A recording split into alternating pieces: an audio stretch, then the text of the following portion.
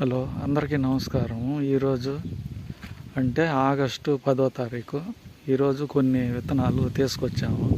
ఈ greenery purpose మీద ఈ తెల్లపూలకి, బూరగా, కుంకుడు ఆ 3 రకాలు దాదాపు 7 నుండి 10 కేజీల దాకా తెచ్చి స్ప్రెడ్ చేయడం జరిగింది. నాతో కూడా కొంతమంది మిత్రులు కూడా తోడ్పాటుతో ఈరోజు భాగస్వామ్యం అయినారు.